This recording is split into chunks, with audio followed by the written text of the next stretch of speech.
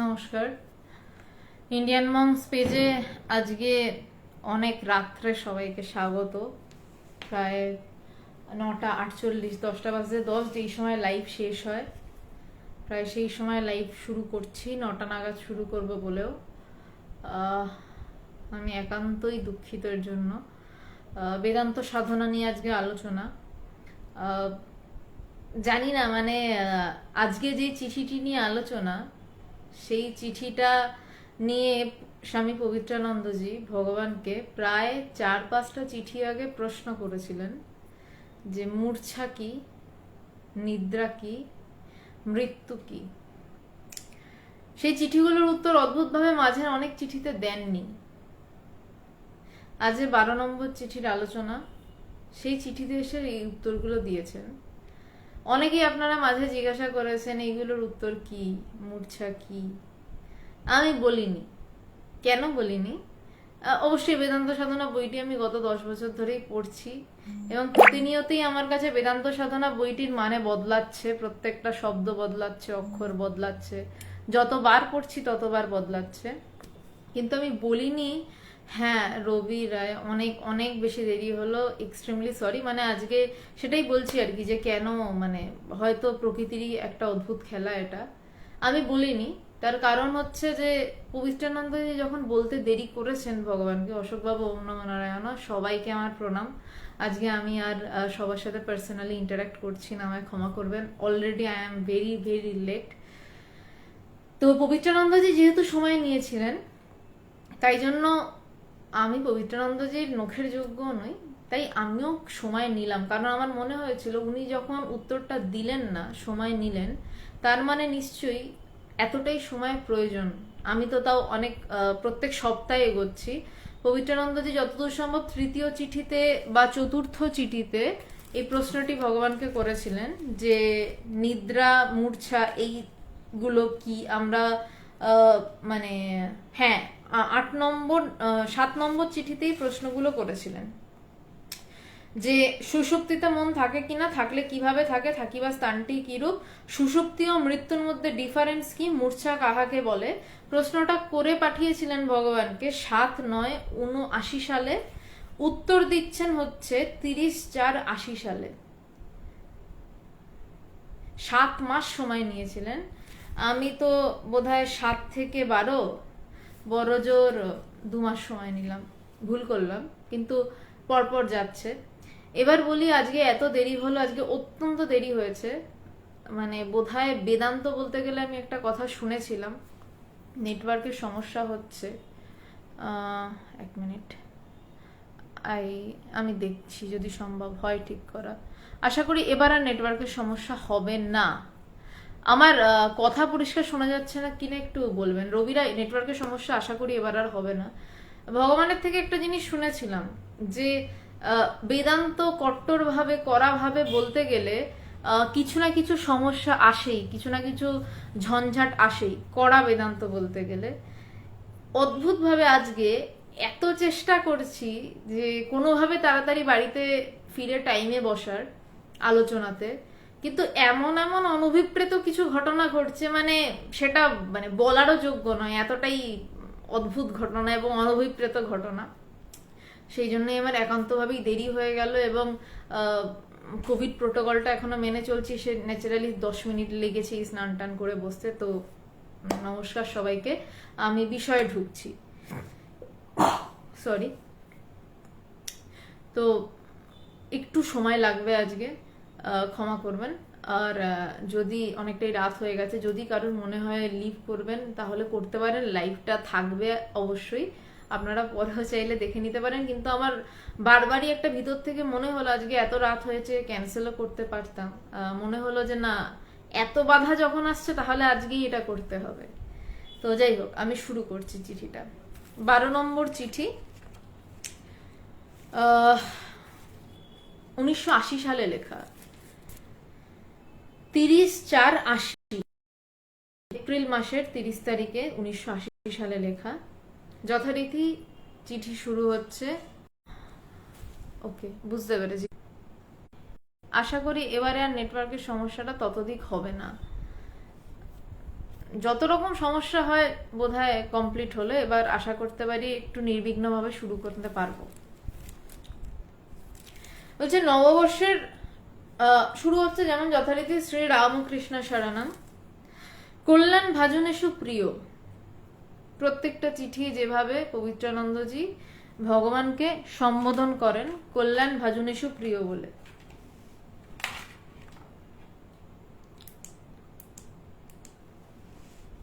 বলছেন যে মৃত্যু হচ্ছে বর্তমান শরীরের সঙ্গে তাদাত্ম্য সম্পর্ক চিরতরে ছিন্ন হয়ে যাওয়া। আমাদের সবারই একটা খুব ভয়, মৃত্যু কি। আমাদের জীবনের একটা খুব খুব বড় ভয় মৃত্যু, আমরা মরে যাব, এই সব কিছু ছেড়ে আমরা মরে যাব। কিন্তু মৃত্যুটা কি না, একটা লাইনে বৈদান্তিক বলছেন যে মৃত্যু হচ্ছে বর্তমান শরীরের সঙ্গে, বর্তমান আমার এখনকার যে শরীর তার সঙ্গে তাদাত্ম্য সম্পর্ক চিরতরে ছিন্ন হয়ে যাওয়া। তার সঙ্গে আমার যে সম্পর্ক, আসল আমির যে সম্পর্ক, সেই সম্পর্ক চিরতরে ছিন্ন হয়ে যাচ্ছে। কোথা থেকে না, আমার বর্তমানে খোলসটা থেকে।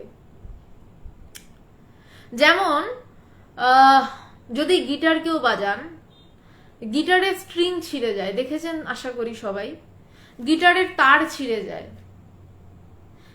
কি করতে হয়, তারগুলো বদলে নিতে হয়। তারের সাথে কিন্তু যেই তারগুলো ছিঁড়ে গেল, সেই তারের সাথে গিটারটার সম্পর্ক কিন্তু চিরতরে ছিন্ন হয়ে গেল। তা বলে কি গিটারটা নষ্ট হয়ে গেল? শুভেন্দু প্রামাণিক, সবে মৃত্যুতে আসছি, তারপর সমাজ জীবন, তারপর সুষুপ্তি, তারপর সমাধি, ধীরে ধীরে, একবারে সব হয় না। যেমন বলছি, গিটারটা স্ট্রিং ছিঁড়ে গেল, তারগুলো ছিঁড়ে গেল, বাজাতে বাজাতে টাং করে তারটা ছিঁড়ে গেল, বিনা তার ছিঁড়ে গেল। কিন্তু তার ছিঁড়ে গেল বলে কি গিটারটা বাতিল হয়ে গেল না, বিনাটা বাতিল হয়ে গেল না, তার বদলে নেওয়া হলো, আবার সুরে বেঁধে নেওয়া হলো, গিটারটা রইল, বিনাটা রইল। তেমনি আত্মার কিন্তু সরে যাওয়া, আবার আসা কিচ্ছু হচ্ছে না, শরীরটার সাথে সম্পর্ক চিরতরে ছিন্ন হয়ে যাচ্ছে। শরীরের সাথে সম্পর্ক সমানে ছিন্ন হয়ে যাচ্ছে, পুরোটা ছিন্ন হয়ে যাচ্ছে। গিটারের তারগুলোকে কিন্তু তারপর আমরা ডাস্টবিনে ফেলে দিই, গিটারের তারগুলোকে আমরা ধরে ডাস্টবিনে ফেলে দিই, নতুন তার নিয়ে মেজাজে গিটার বাজাই। আমাদের গিটার বাজাতে প্রবলেম হয় না, স্টেজে উঠে পারফর্ম করতেও প্রবলেম হয় না। তেমনি আমাদের মৃত্যু মানে আমাদের এই শরীরটা, গিটারের ওই ছেঁড়া তার, ভাবতে কিরম লাগছে না, শরীরটা গিটারের আর বিনা ছেঁড়া তার ডাস্টবিনে ফেলে দিচ্ছে। হ্যাঁ, মহাপুরুষের এমনই হন। স্বামীজি দেহত্যাগের পর যতদূর সম্ভব, ভুল বলতেও পারি আমি নামটি, স্বামীজি এক গুরু ভাইকে দেখা দিয়েছিলেন, রামকৃষ্ণানন্দজি হবে যতদূর সম্ভব, মাইসোরের আশ্রমে। তিনি দেহত্যাগের পর তাকে দেখা দিয়ে বললেন যে আমি দেহটাকে একদলা থুতুর মতন ফেলে দিয়ে এলাম। মৌসুমিনী, আমার আসতে আরো দেরি হয়েছে, তোমার কোনো অসুবিধা নেই। বলছেন যে স্বামীজি বলছেন দেহটাকে একদলা থুতুর মতন ফেলে দিয়ে এলাম। আমাদের মৃত্যু নিয়ে কতই না ভয়, আহা আমার সযত্নে লালিত শরীর, আমার চামড়ায় বলিরেখা পড়ে যায়, আমার কোমরে ব্যথায় আমি উঠে দাঁড়াতে পারি না, তাও আহা আমার শরীর, আহা আমি চলে গেলে সংসারটাকে কে দেখবে। এমনিও সংসার সবাই দেখে, কিন্তু আহা আমি চলে গেলে সংসার কে দেখবে। অনেক ব্যাপার আছে আমাদের।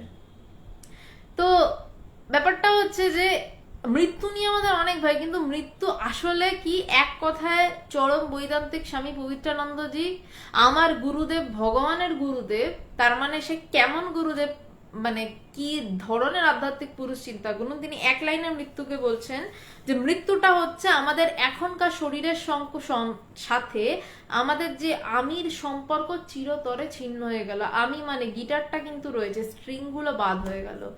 আবার কি হচ্ছে, যদি আমাদের শখ পূরণ না হয়, নতুন স্ট্রিং হয়ে আবার বাজে। এর যখন বাজায় স্ট্রিং গুলোর কি খুব একটা ভালো লাগে? সারাক্ষণ ঢ্যাং ঢ্যাং ঢ্যাং ঢ্যাং করে বাজাচ্ছে। শান্তই তো থাকতে মানুষ পছন্দ করে, কম্পন কি কারোর পছন্দ? কম্পন কি কারোর ভালো লাগে? কিন্তু আমরা কম্পিত হতে চাই, আমাদের মন কম্পিত হতে চায় বলি আবার জোরে, আবার কিছুর সাথে জোরে, আবার নতুন এক দেহের সাথে মনটা জোরে। এরপর হচ্ছে নিদ্রা।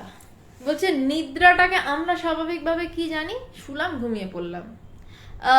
এসকে চৌধুরীর বই ফিজিওলজি, খুব দামি বই, মানে দামি বই অর্থে হচ্ছে মানে খুব মানে বায়োলজির খুব ইম্পর্টেন্ট একটি বই। এসকে চৌধুরী খুব ইম্পর্টেন্ট একজন লেখক। তিনি নিদ্রাকে এভাবে ব্যাখ্যা করেছিলেন, স্লিপ এভাবে ব্যাখ্যা করেছিলেন, আমি পড়তে গিয়ে অবাক হয়ে গেছিলাম। এবং আমার স্থির বিশ্বাস তিনি কোনো আধ্যাত্মিক চর্চা করেন। তিনি বলছেন আমরা মাসেল রিল্যাক্স করতে পারি, মাসেল রিল্যাক্স করে আমরা আমি ওই ফিজিওলজির মধ্যে যাচ্ছি না, মনে আছে আমার একটা বড় প্রশ্ন এসেছিল, আমাদের প্রায় আধা পাতার উপর উত্তর লিখতে হয়েছিল, হোয়াট ইজ দ্য স্লিপ। তো বলছে মাসেল রিল্যাক্স করছে, তারপর একটা নিউরো জায়গা অবধি যাচ্ছে, কিন্তু তারপর কোন মুহূর্তে কিভাবে ঘুম হচ্ছে সেটা স্টিল নাও কোনো সায়েন্টিস্ট আবিষ্কার করতে পারেননি। তার কারণ গভীর আরএমও মানে যেটা স্বপ্ন সেটা আবিষ্কার করা গেছে, কিন্তু গভীর নিদ্রা ঠিক কোন মুহূর্তে হচ্ছে, কি এখন কখন হচ্ছে। রোজ তো আমরা ঘুমাই, ঠিক কোন মুহূর্তে ঘুমাই আমরা বলতে পারবো। আমরা সেই টাইমটা বলি, যেই টাইমটা একটু মন দিয়ে শুনবেন, আমরা ঘুমানোর সেই সময়টা ধরি যেই সময়টা আমরা শেষ ঘড়ি দেখেছি। আমরা বলি এই সময় ঘুমিয়ে পড়েছি, কিন্তু ঠিক কোন সময় আমরা ঘুমিয়েছি আমরা নিজেরা কি জানি, আদেও জানি? মোস্ট প্রবলি এখানে আমার কাছে এই এই এই কোনার দিকে যেই এই যে নীল কালারের বইটা রয়েছে, দ্যাটস দ্য এসকে চৌধুরীর বই, বায়োলজির বই, প্রচন্ড নাম করা। উনি একদম স্ট্রেট লিখেছিলেন, স্টিল নাও সায়েন্টিস্টরা আবিষ্কার করতে পারেননি যে কিভাবে ঠিক শেষ মুহূর্তে ঘুমটা আসছে, কোন উপায়ে। একটা জায়গা অবধি যাওয়া গেছে, মাসেল রিল্যাক্স হচ্ছে, ব্রেনের বিভিন্ন ব্যাপার রয়েছে, তারপর কিন্তু কোন মুহূর্তে ঘুম সেটা বলা যাচ্ছে না। কিন্তু এবার বৈদান্তিক কি বলছে, নিদ্রা কি বলছে? নিদ্রা হচ্ছে দৈনন্দিন শারীরিক এবং মানসিক চাপের সাময়িক নিবৃত্তি, সেখানে অহংয়ের অর্ধবিকাশ এবং গাঢ় সুষুপ্তিতে অহংয়ের প্রায় লয় হয়। সরি, আমার একটু অসুবিধা হচ্ছে আর কি। তো বলছে নিদ্রাটা দৈনন্দিন শারীরিক এবং মানসিক চাপের সাময়িক নিবৃত্তি। আপনাকে প্রচুর সুখের উপকরণ দেওয়া হলো, ইয়ং জেনারেশন যারা শুনছেন তারা অনেক বেশি রিলেট করতে পারবেন। ডিস্কো থেকে গিয়ে নাচছে, প্রচুর মদ খাচ্ছে, সবকিছুর পর তাকে যদি বলা হয় জেগে বসে পিপে পিপে মদ দিচ্ছি খাও, কত মদ খেতে চাও খাও, সে কিন্তু একটা সময় ঘুমিয়ে পড়তে চাইবেই। তার সামনে হাজার মদ দেয়া হোক, হাজার নেশার উপকরণ দেয়া হোক, তাকে বলা হতো তন্ত্রাতে গিয়ে তুমি ফ্রিতে নাচো, সে বলবে ভাই আমায় ঘুমাতে দে। বয়স্কদের ক্ষেত্রেও তাই, যতই বসে গল্প করুন না কেন, যতই সিরিয়ালটা দেখতে ভালো লাগুক না কেন, একটা সময় আর পারবেন না, বলবে আমাকে ঘুমাতে দাও, কারণ ওইখানে আমার বিশ্রাম। শুধু নার্ভ রিল্যাক্স হচ্ছে বলে নয়, আমরা জানি কি ঘুমালে কেন আমাদের বেশ মানে আমরা ফ্রেশ হই না, আমাদের নার্ভ রিল্যাক্স হয়। কিন্তু আমরা তো ঘুমের মধ্যে স্বপ্নও দেখি, আমরা কিছু আমাদের অ্যাক্টিভিটি থাকছে না, কিন্তু আমাদের মানসিক অ্যাক্টিভিটি তো চলে। কিন্তু আরো আমাদের রিল্যাক্স হয় কখন, যখন আমরা গভীর ঘুমাই, যেখানে আমাদের কোনো অ্যাক্টিভিটি নেই, আমাদের বাহ্যিক অ্যাক্টিভিটি নেই, আমাদের মানসিক অ্যাক্টিভিটি নেই। তো তাই বলছে যে নিদ্রা হচ্ছে দৈনন্দিন রোজকার শারীরিক এবং মানসিক চাপের সাময়িক নিবৃত্তি। সাময়িক, আমরা কিছুটা সময় রেস্ট নিচ্ছি, প্রচুর নাচানাচি করলাম, আবার 6 ঘন্টা থেকে 8 ঘন্টা ঘুমিয়ে নিলাম, উঠে আবার নাচতে শুরু করলাম। কেন সাময়িক কেন বলা হচ্ছে? কারণ আমার মধ্যে নাচার বৃত্তিটা রয়ে গেছে, তো আমি আর পারছি না, আমি রেস্ট নিতে এলাম। কোথায় না, আমার আত্মার কাছে আমি রেস্ট নিতে এলাম, আমার আত্মার কাছাকাছি রেস্ট নিতে এলাম। রেস্ট কিন্তু আমি প্রচুর নেচে, প্রচুর গান গেয়ে, প্রচুর গিটার বাজিয়ে, প্রচুর ওয়ার্কআউট করে রেস্ট নিতে পারলাম না। আমি রেস্ট কোথায় নিলাম? আমার মাসেল রিল্যাক্স হলো, মানে আমার মন, প্রথমে আমার বাইরে শান্ত হলো, আমি কাজ থামালাম, তারপর কি হলো, আমার মাসেল রিল্যাক্স হলো, আমার একটু অঙ্গ প্রত্যঙ্গ শিথিল হলো, আমার শরীরের কার্য বন্ধ হলো, তারপর আস্তে আস্তে যদি আমার মনের কাজ বন্ধ হয় তাহলেই কিন্তু আমি ঘুমাতে পারবো। যদি আমার মনে প্রচন্ড টেনশন চলতে থাকে তাহলে ঘুমের ওষুধ লেগে যাবে, সেখানে জোর করে প্রেসার দিয়ে চিন্তাটাকে সরাতে হবে। আদারওয়াইজ আমার যদি প্রচন্ড চিন্তা থাকে আমি ঘুমাতে পারবো না, তাহলে আমাকে ঘুমাতে গেলে কি কি করতে হচ্ছে, আমার বাইরের কাজ বন্ধ করতে হচ্ছে, আমার মনের কাজ বন্ধ করতে হচ্ছে, বাইরের কাজ এবং মনের কাজ এই দুটো কাজ বন্ধ করতে হচ্ছে। এবং বন্ধ করছি মানে চিরতরে বন্ধ হয়ে যাচ্ছে নয় কিন্তু, কারণ আমি আবার শুরু করব এই সংস্কার নিয়েই আবার ঘুমাতে যাচ্ছি, সুতরাং উঠেই আবার শুরু করে দিচ্ছি সেই কাজটা করা। বলছে দৈনন্দিন শারীরিক এবং মানসিক চাপের সাময়িক নিবৃত্তি। বলছে সেখানে অহংয়ের অর্ধ বিকাশ এবং গাঢ় সুষুপ্তিতে অহংয়ের প্রায় লয় হয়। অহং মানে আমি। বলছে নিদ্রাতে অহংয়ের অর্ধ বিকাশ হয়। প্রথম এই জায়গাটুকু নিয়ে কথা বলি। যখন আমি ঘুমাচ্ছি আমার পুরো আমিটা থাকে না, একটা আধো আধো আমি থাকে। গভীর ঘুম নয়, না এমনি ঘুম, একটা আধো আধো ঘুম, একটা আধো ঘুম, একটা আধো আমি থাকে। আমরা ঘুমাচ্ছি কিন্তু একটা আধো আমি নিয়ে ঘুমাই, যেই আমিটা উঠে বসলেই জেগে উঠে বলে আমি তৃষিতা সেন, আমাকে এই কাজ করতে হবে। প্রথমেই চোখ যায় ঘড়ির দিকে, ওরে বাবা এত বেজে গেছে, এই আমাকে উঠতে হবে, আমাকে যেতে হবে, আমার এই কাজ রয়েছে। আমার সমস্ত কিছু একটা পুটুলি হয়ে অহং অর্ধ বিকশিত হয়ে ঘুমিয়েছিল, যেই উঠলাম অহংয়ের পূর্ণ বিকাশ। এবার কি আসছে যে গাঢ় সুষুপ্তিতে কি হচ্ছে, গাঢ় সুষুপ্তিতে অহংয়ের প্রায় লয় হয়। কেন কেন বলছি প্রায় লয় হয়? যখন খুব ডিপ ঘুমাই না আমরা, সবারই এইটা হয়, যখন আমরা ভীষণ ভীষণ ডিপ ঘুমাই আমরা না চট করে উঠে বুঝতে পারি না আমি কে, আমি কোথায় আছি, মানে মানে আমি কে ওটা পরে আসে, কোথায় আছি, সকাল না দুপুর না বিকেল, মানে সবারই এটা হয়। আশা করছি আপনারা রিলেট করতে পারছেন বা রিলেট করা যাচ্ছে। প্রত্যেকেরই এই ঘটনাগুলো জীবনের কোনো না কোনো সময় হয়েছে। উঠে আমরা ভাবি আরে এই সকাল না বিকেল কটা বাজে, আমি কি কোথায়, আমি কি করছি। প্রথমে কিন্তু প্রশ্ন আসে না আমি কে। আমার কাছে তখন পারিপার্শ্বিক বিষয়গুলো প্রধান হয়ে দাঁড়ায়, আমি বুঝতে পারি না। তাই বলছে যে গাঢ় সুষুপ্তিতে যখন ভীষণ ডিপ স্লিপ, অহং আমির প্রায় লয় হয়ে যাচ্ছে। দুঃখের বিষয় ডিপ স্লিপ মানে সমাধি, প্রায় সমাধি, প্রায় সেই আমির কাছে যাওয়া, কিন্তু যেহেতু আমি চোখে রুমাল বেঁধে ঢুকছি সেই জায়গাতে, তাই আমি সেই আমিটাকে বুঝতে পারছি না। স্বামীজি ভীষণ সুন্দরভাবে, স্বামী বিবেকানন্দ এই কথাটা বলেছিলেন। বলছে যে সমাধি এবং সুষুপ্তির পার্থক্য কি। বলছে তুমি একটা মন্দিরে, খুব সুন্দর মূর্তি রয়েছে, তুমি চোখ বেঁধে মন্দিরে ঢুকলে এবং মন্দির থেকে বেরিয়ে চলে এলে, এর নাম ঘুম। তুমি মূর্তি দেখতে পেলে না এবং অতৃপ্তি নিয়ে চোখ মন্দির থেকে বেরিয়ে এলে, কিন্তু তুমি মন্দিরে ঢুকলে, মূর্তির সামনেও দাঁড়ালে, কিন্তু মূর্তি দেখতে পেলে না। আর আরেকজন কি করলো, চোখ খোলা অবস্থায় মন্দিরে ঢুকলো, মূর্তি দেখলো, তৃপ্ত হয়ে বেরিয়ে এলো, এর নাম সমাধি। এইটুকুই ডিফারেন্স সুষুপ্তি আর সমাধি। আদি শঙ্করাচার্য তার বিবেক চূড়ামণিতে আরো একটা সুন্দর উদাহরণ দিয়ে বলেছেন। বলছে যে সুষুপ্তি সমাধিটা কিরকম কিরকম সামান্য একটু তফাৎ। বলছে একজন ভূতত্ত্ববিদ মাটির উপর দিয়ে হেঁটে যাচ্ছেন আর একজন সাধারণ মানুষ মাটির উপর দিয়ে হাঁটছে। বলছে যে ভূতত্ত্ববিদ সে মাটির উপর দিয়ে হেঁটেই বুঝবে মাটির নিচে কোনো খনিজ পদার্থ আছে, আর যে সাধারণ মানুষ সে ওই দামি খনিজ পদার্থের উপর দিয়ে হেঁটে বেরিয়ে চলে যাবে। আর যে ভূতত্ত্ববিদ সে মাটি খুঁড়ে খনিজগুলো বের করে নিয়ে কাজে লাগাবে। যে সমাধিবান, সে যার সমাধি হবে, সে মাটির নিচ থেকে খনিজগুলো, মানে সেই আমিটাকে ধরবে, সমাধির মধ্যে সেই আমিটা ধরবে এবং সে তৃপ্ত হবে। খনিজ পেলে কি হবে, আহ পেলাম, তৃপ্তি। আসল কথা সন্তোষম, তৃপ্ত, আমি তৃপ্ত, আমার আর কিচ্ছু পাওয়ার নেই, এই তো সমাধি। সমাধি মানে আর কিচ্ছু নয়, সমাধি মানে হচ্ছে আমি তৃপ্ত, আমার আর কিচ্ছু পাওয়ার নেই, আমার আর কিচ্ছু করার নেই।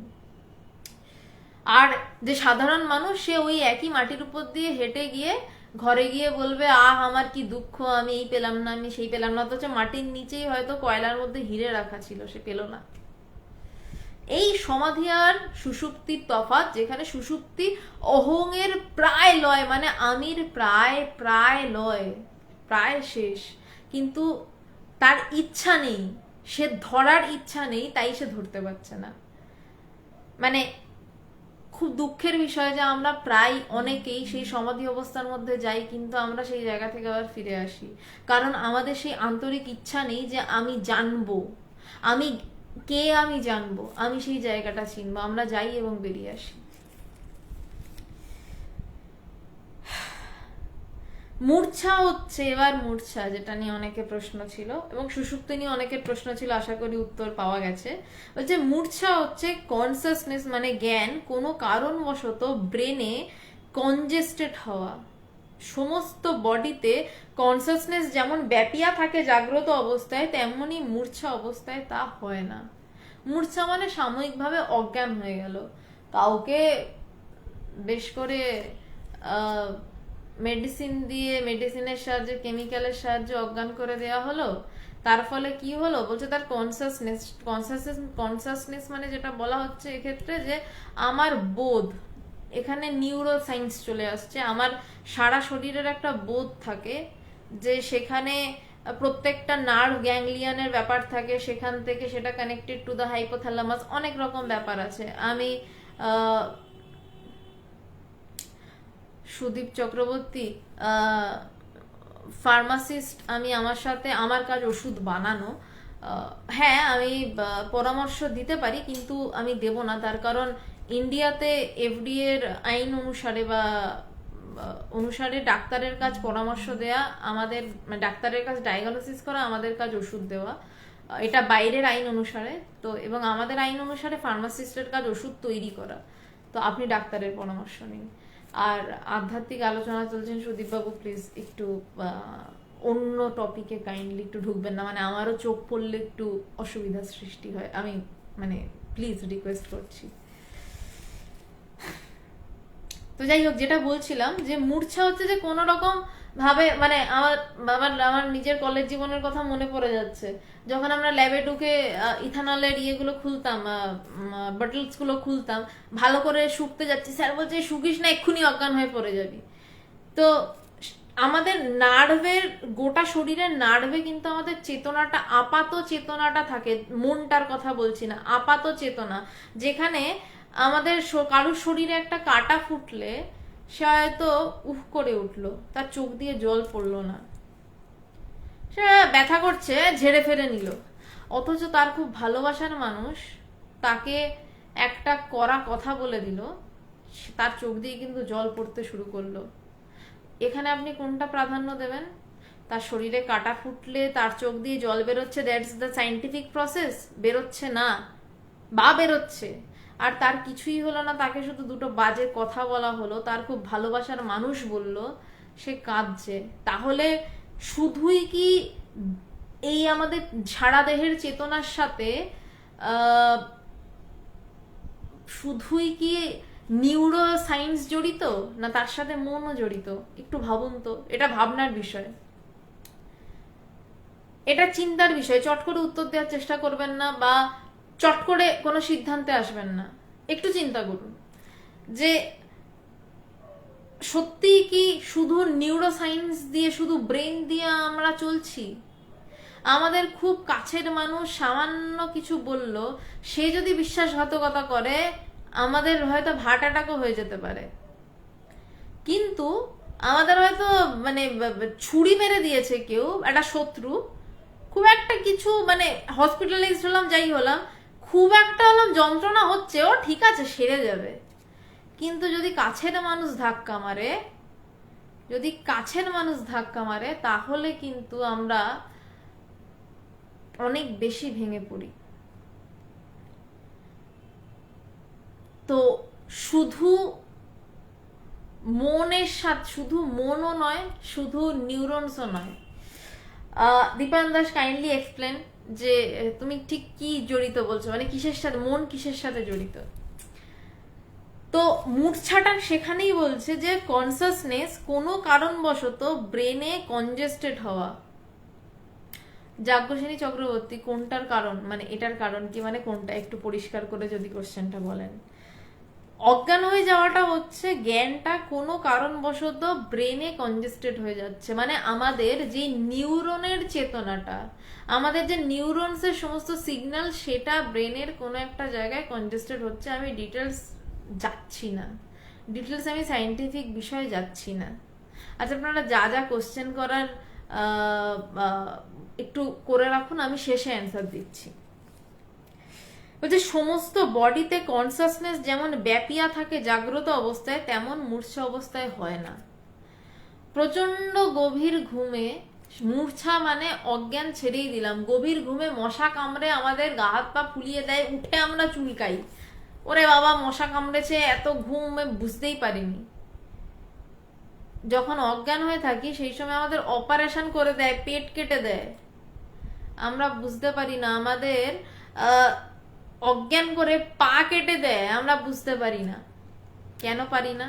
তার কারণ আমাদের সেই জায়গাটাকে অবশ করে দেওয়া হচ্ছে, সেই জায়গার নিউরনসের যে গ্রহণ করার ক্ষমতাটাকে, সেটাকে সরিয়ে রাখা হচ্ছে, তাই জন্য আমরা পারি না।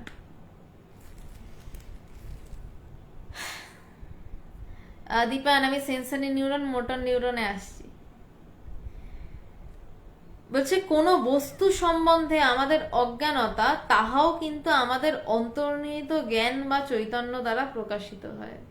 বলছে কোনো বস্তু সম্বন্ধে আমাদের অজ্ঞানতা, আমরা জানি না সেই বস্তুটা কি, তাহাও কিন্তু আমাদের অন্তর্নিহিত জ্ঞান বা চৈতন্য দ্বারা প্রকাশিত হয়। যেমন আমরা এখন সবাই অ্যান্ড্রয়েডের সম্পর্কে জানি, যে সবার অ্যান্ড্রয়েড একটা ফোন রয়েছে, স্মার্টফোন রয়েছে, আমরা জানি। এবার হঠাৎ করে আমাদের সামনে যদি একটা, যারা জানে না, আমি যেমন জানি না, হয়তো একটা অ্যাপেলের আইফোন রেখে দেওয়া হলো, সেটার ব্যবহার করা কায়দা সম্পূর্ণ আলাদা। আমি দেখে বলবো, এবার সেটা দিয়ে আমাকে বললো যে এটাতে তুমি মিউজিক কম্পোজ করো, তো আমি জানি না এটাতে মিউজিক কি করে কম্পোজ করে, এইসব কি বলছে আমি জানি না। বা বললো ভিডিও এডিটিং করো, তো আমি জানি না। আমি যে জানি না এটা আমাকে কে বলছে? যেটা জানি সেটা তো নয় আমার বুদ্ধি, আমার মন সেটা আমাকে শিখিয়েছে, আমি সেটা জানি যে এটাকে এভাবে ব্যবহার করতে হয়, কিন্তু আমি যে জানি না, আমার সেই কথাটা ভিতর থেকে কে ঠেলে দিল যে আমি জানি না এটা, আমি ব্যবহার করতে জানি না এটা। সেই যে বলছে আমি জানি না, সেই আমার অন্তর্নিহিত, আমার ভিতরের সেই চৈতন্যই কিন্তু বলে দিচ্ছে এটা আমি জানি না, এবং এটাও কিন্তু এক প্রকার জানা। খুব সূক্ষ্মভাবে ভাবুন, আমার না জানাটাও কিন্তু এক প্রকার জানা, যে আমাকে বলে দিচ্ছে তুমি এটা জানো না। বেদান্ত কিন্তু ভীষণ ভীষণ ভীষণ সূক্ষ্ম জায়গায় যায়, সে বলে দিচ্ছে তুমি এটা জানো না। যেটা জানি সেটা তো বুদ্ধি দিয়ে জানি। কেমন ভাবে জানছি? যে এইটা একটা মোবাইল, এটাতে এই করা হয়, আমার বুদ্ধি অ্যাকসেপ্টেড, কিন্তু যেটা জানি না এটা আমি জানি না। অভিজিৎ নন্দিনা বিবেক বলছে না, বিবেক তো অন্য জিনিস। যে বলছে সেটাই হচ্ছে যে কে বলছে এটা ধরা, কে বলছে যে আমি এটা জানি না, আমার ভিতর থেকে জানান দিচ্ছে, কিন্তু সেই ভিতর থেকে কে জানানটা দিচ্ছে যে এইটা আমার জানা নেই। আমি ঘট জানিতেছি, এই জানা ক্রিয়ার কর্তা বা প্রকাশক আমার অহংকার, কিন্তু ঘট জ্ঞান যে হয়েছে তাহাও আমি জানি, অর্থাৎ ঘটের অজ্ঞতা প্রকাশ করছেন যিনি, তিনি আবার ঘটের জ্ঞাততা প্রকাশ করছেন। মধ্যেখানে এই কাঁচা আমি আড়াল করে রেখেছে, আমি ছোট ছোট করে যাচ্ছি।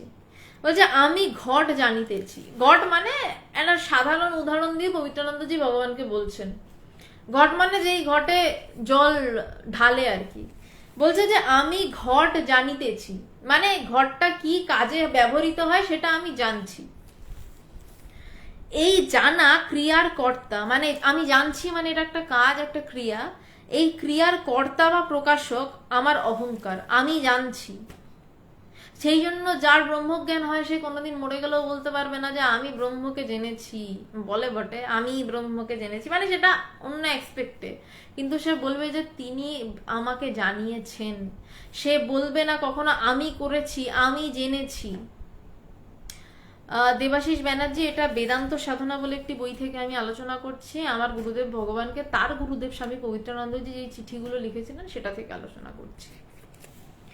তো বলছে আমি ঘট জানিতেছি, মানে ঘট সম্পর্কে, ঘট একটা মাটির, সেটা এরকম একটা শেপ হয়, একটা উপরে একটা সরু মতন জায়গা থাকে, সেখান দিয়ে জল গড়িয়ে খাওয়া যায়, সেখানে জল রাখতে পারা যায়, জলের বদলে অন্য কিছুও রাখতে পারা যায়।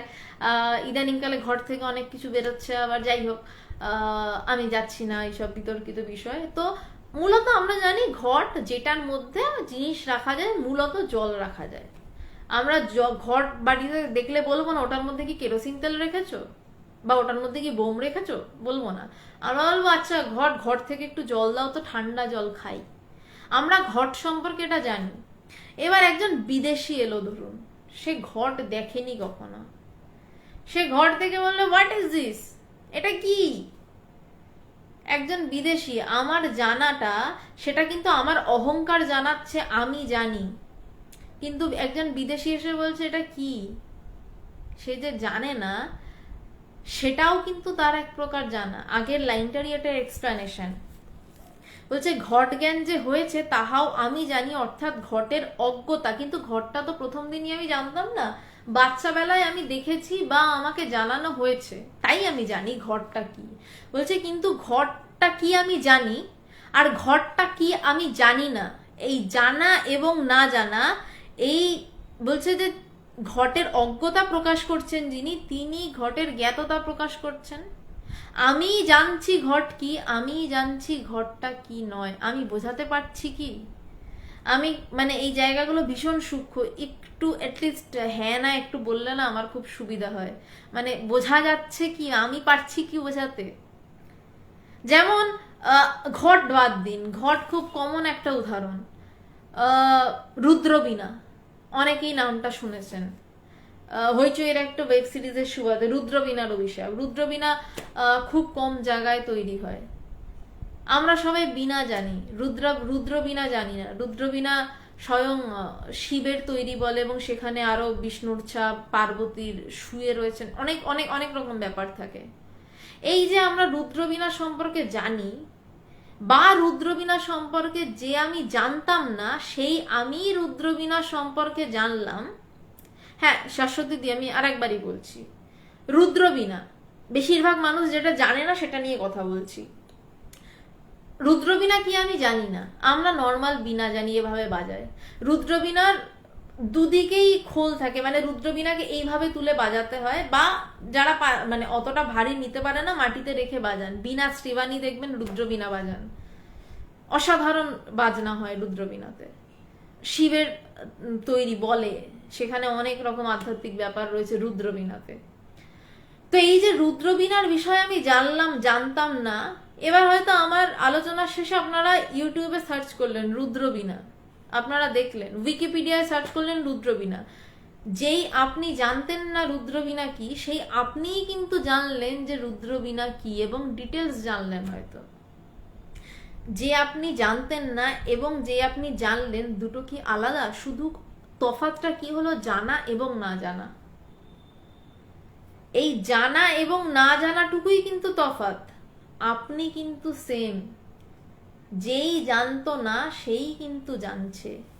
তাই বলছে যে এই ঘটের অজ্ঞতা প্রকাশ করছেন যিনি, তিনি আবার ঘটের জ্ঞাততা প্রকাশ করছেন। যে বলছে যে আমি ঘটটা, শাশ্বতী দি ক্লিয়ার হয়েছে কি? নইলে বলো, আমি আবার বলছি। ঘটটা মানে ঘট যেটা নিয়ে পবিত্রানন্দজি বলছিলেন, আমি যেখান থেকে একটা অড এক্সাম্পলে ঢুকে গেলাম, যে ঘটটা কি সেটা যে জানতো না, আবার যে নিজের অহংকার দিয়ে বলছে হ্যাঁ আমি জানি ঘট কি, সে কি জানে ঘট কি না? তার বুদ্ধি জানে, তার মন জানে, সে ঘটের কার্যকারিতা জানে। ঘট মানে কি? মাটি। মাটি থেকেও যদি আরো ডিটেলসে যান, কিছু এলিমেন্টস, কিছু মাটি গুঁড়ো গুঁড়ো হয়ে গেলে কিছু এলিমেন্টস, তো কোনটাকে ঘট বলবেন? মাটিটাকে, না ওই গুঁড়ো গুঁড়ো হয়ে যাওয়াটাকে, না মাটির মধ্যে শাশ্বতী কোন জায়গাটা আবার বলতে বলছেন? একটু বলুন কোন জায়গাটা বলছেন? নাকি গুঁড়ো গুঁড়ো হয়ে গিয়ে যেই মানে গুঁড়ো পাওয়া যাচ্ছে এবং সেই গুঁড়োর মধ্যেও যদি আমরা সাইন্টিফিক ল্যাবে গিয়ে চেক করি যা যা পাওয়া মানে পদার্থ পাওয়া যাচ্ছে সেইগুলো বলবেন? তাহলে ঘট কোনটা? ওই গুঁড়োটা, ওই মাটিটা, না মাটিটাকে যেই শেপ দেওয়া হয়েছে সেটা ঘট? কোনটা ঘট? এবার একটু চিন্তা করুন তো। আমরা জানি যে একটা টেবিল, একটা চেয়ার, কাঠের চেয়ার, কোনটা চেয়ার? চেয়ার যেটায় বসছি ওটা, নাকি কাঠটা, নাকি কাঠটা যে গাছ থেকে এসছে সেটা, নাকি গাছের বীজটা, না কোনটা? কোথায় গিয়ে দাঁড়াবেন? কার্বনকেও যদি দীপায়ন আরো ভাঙো তাহলে আরো কি কি আসে এবার বোঝো? নিউট্রন, প্রোটন, আরো কিসে কিসে ভাঙা যাবে? শেষে গিয়ে কি থাকছে? শাশ্বতী ঘট। ঘটের কোন জায়গাটা? মানে আমি বলছি, আমি আরেকবার একদম ক্লিয়ারলি বলছি, ঘট মানে আমরা জানি সেটা থেকে জল গড়িয়ে খাওয়া হয়। জল গড়িয়ে মানে জল নিয়ে খাওয়া হয় স্বাভাবিকভাবে, আমরা এটাই জেনে থাকি। এবার সেটা আমাদের জানানো হয়েছে ছোট থেকে, আমরা বাঙালি বাড়িতে বড় হয়েছি তাই আমরা জানি। ঘট কি কাজে ব্যবহৃত হচ্ছে সেটা আমার বুদ্ধি জানছে, আমার মানসিকতা জানছে, এবং আমি বলছি ঘটের কার্যকারিতা কি, ঘট কি কাজে ব্যবহৃত হয়, ঘটে জল থাকে সেটা আমি জানি। শাশ্বতী দিয়ে এই অবধি ক্লিয়ার? এবার ধরো আমি জীবনে কখনো ঘট দেখিনি, আমি শহরে একটা মেয়ে, জীবনে দেখিনি ঘট, গ্রামে যাইনি, জানি না ঘট দিয়ে কি হয়। আমি তখন ঘটটাকে দেখে বলবো ঘট মানে যেটাতে জল রাখে, water pot by the made of clay. তো আমি সেটা দেখিনি, আমি তখন দেখে বলবো আরে এটা কি, আমি তো জানি না এটাতে কি করো তোমরা? কেউ তখন আমাকে বলবে এটা মাটির ঘট, এটাতে জল রাখা হয়, এই জলটা খুব ঠান্ডা থাকে। তাহলে জলটা খাওয়াও। যেই আমি জানতাম না ঘটটা কি, সেই আমার মন এবং বুদ্ধি কিন্তু জানলো যে ঘটটা কি। আমিটা জানতো না ঘট কি, সেটা কিন্তু শুদ্ধ আমি থেকে উঠেছিল, আমি তো জানি না। কিন্তু যেই মুহূর্তে আমি জানলাম, সেটা তখনই কি হলো, একটা আকৃতি, আমি জানলাম ঘট মানে আমার সামনে একটা আকৃতি চলে এলো, এরকম একটা আকৃতি, সেখানে জল রাখা হয়, তাতে জল ঠান্ডা থাকে, ওটা থেকে জল গড়িয়ে খাওয়া হয়। ঘটের গুণাবলীটা আমার ভিতরে ঢুকে গেল এবং আমি জানলাম এটাকে ঘট বলা হচ্ছে। এই যে জানা আমি এবং না জানা আমির আড়ালে কিন্তু দাঁড়িয়ে রয়েছি আসল আমি, যে জানতো না কিছুক্ষণ আগে এবং যে জানলো।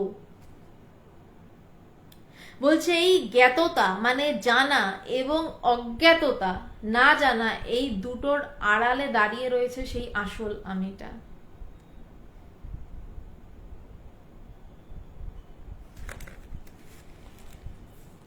বলছে মধ্যখানে এই কাঁচা আমি আড়াল করে রেখেছে, বলছে আড়ালটাকে করে রেখেছে, মাঝখানের এই কাঁচা আমিটা আড়াল করে রেখেছে। কাঁচা আমি মানে আমার মন, আমার বুদ্ধি, আমার চিন্তা, আমার ভাবনা। চিন্তা ভাবনাকে উৎপাটন করতে বলছি না, কিন্তু চিন্তা ভাবনাই আমাদের আসল আমিকে আড়াল করে রেখেছে। যেই আমিটা উইদাউট চিন্তা ভাবনা বলছে আমি তো এটা জানি না, সে কোন চিন্তা থেকে বলছে আমি এটা জানি না, সে কোন ভাবনা থেকে বলছে আমি এটা জানি না, তার বুদ্ধির সাথে তার মননের সাথে ম্যাচ করছে না, তাই সে বলছে আমি জানি না। না সেই জায়গাটা শুদ্ধ বুদ্ধি থেকে উঠছে যে আমি তো জানি না এটা, কারণ তার মন ও বুদ্ধির সাথে ম্যাচ করছে না, এটা পরিষ্কার। যেটা মন এবং বুদ্ধির সাথে আমার ম্যাচ করছে না আমি সেটাকে বলছি জানি না, কিন্তু মন বুদ্ধির সাথে ম্যাচ করছে না তারপরেও আমি বলছি জানি না। আমি কিন্তু ভীষণ ভীষণ একটা সূক্ষ্ম জায়গায় কথা বলছি, তাই এতক্ষণ ধরে এটা নিয়ে বলে যাচ্ছি। আমার মন এবং বুদ্ধি একটা জিনিস জানছে, আর আরেকটা জায়গায় আমার মন এবং বুদ্ধি জানছে না। তারপরে আমার কোথা থেকে এই জানাটা উঠছে আমি এটা জানি না, যে যেখান থেকে উঠছে সেটা শুদ্ধ বুদ্ধি। বুদ্ধিও দুই প্রকার, শুদ্ধ বুদ্ধি আর একটা অশুদ্ধ বুদ্ধি। অশুদ্ধ বুদ্ধি মানে যেটা আমাদের জানিয়ে জানিয়ে মাথাটা ভরিয়ে রাখা হয়েছে, আর একটা শুদ্ধ বুদ্ধি। যে শুদ্ধ বুদ্ধি থেকে শুদ্ধ চিন্তা ওঠে, সেটাও ব্রহ্ম নয়, কাছে, তার একটু কাছে। বলছে ব্যবহারের দ্বারা অর্থাৎ জাগতিক বস্তুকে সত্য বলে প্রতিপন্ন করছে আমার এই অজ্ঞতা কাঁচা আমি। বলছে আমার যে এই ব্যবহার, আমি জানছি এবং জানছি না, এবং দুটোকে যে আমি কাঁচা আমিটাকে আড়াল করে দিল সাথে সাথে এসে, যেই আমি ঘরটা সম্পর্কে জেনে ফেললাম কাঁচা আমিটাকে আড়াল করে দিল।